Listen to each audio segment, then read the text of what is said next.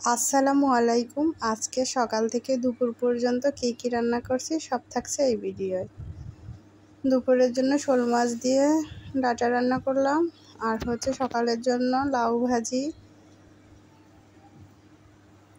লাউটাকে আমি আলু ভাজির মতো কেটে নিয়েছি, কুচি কুচি করে কেটে নিয়ে পেঁয়াজ আর মরিচ দিয়ে হালকা পরিমাণে তেল দিয়ে লাউটাকে ভাজি করলাম। অনেকে লাউ ভাজি করতে পারেন না, অনেক পরিমাণে তেল দিয়ে দেন।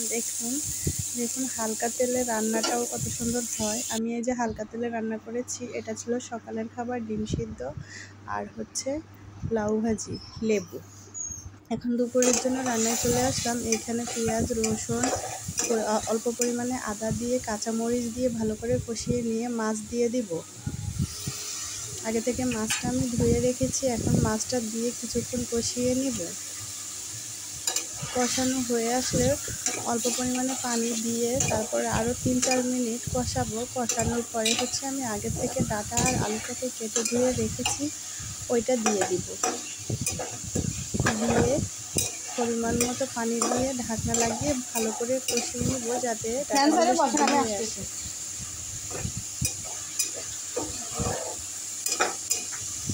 আপনারা যারা নতুন রাঁধুনি তারা যদি এই ভিডিওগুলো ফলো করেন, আশা করি আপনারা রান্না শিখে যাবেন। সবাই আপনাদের রান্নার প্রশংসা করবে। এখন শোল মাছটা কষানো হয়ে গেছে, আমি এখন ঢাকনাটা উঠিয়ে নিব। উঠিয়ে নিয়ে আমি এইখানে কিছুক্ষণ পরে ডাঁটাটা দিয়ে দিব। ডাঁটা দিয়ে মাছটা আর উঠিয়ে নিব না, একসাথেই রান্নাটা করব। ডাঁটাটা দিয়ে ভালো করে কষিয়ে নিব। কষানো হয়ে গেলে পরিমাণ মতো ঝোলের পানি দিয়ে সম্পূর্ণ রান্নাটা কমপ্লিট করে নিব।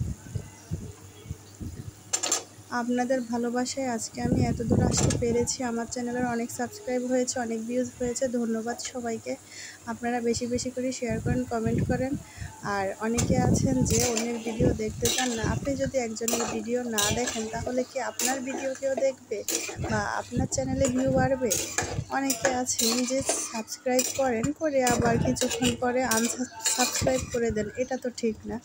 আপনি একজনকে সাবস্ক্রাইব করবে, সাবস্ক্রাইব করলে আপনার চ্যানেলে সাবস্ক্রাইব বাড়বে, সেও আপনাকে সাবস্ক্রাইব করবে, আপনার চ্যানেলের ভিডিওগুলো সেও দেখবে। আশা করি সবাই পাশে থাকবেন। দেখুন শোল মাছটা প্রায় রান্নার কাছাকাছি,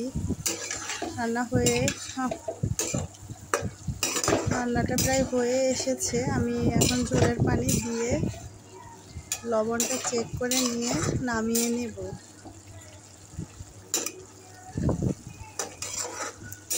অনেকে আছে যে অল্প তেল দিয়ে রান্না করতে পারেন না। পরিমিত মতো তেল দিবেন, দিয়ে রান্না করবেন। অল্প তেলেও রান্না ভালো হয়। অল্প মশলা দিয়ে আমি ঘরোয়াভাবে রান্নাটা করেছি। দেখুন কালারটা অনেক সুন্দর এসেছে।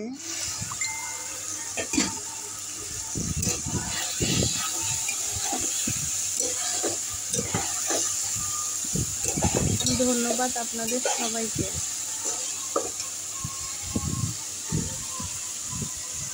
রান্নার ফাইনাল লুকটা আপনারা শেষে দেখে নেবেন।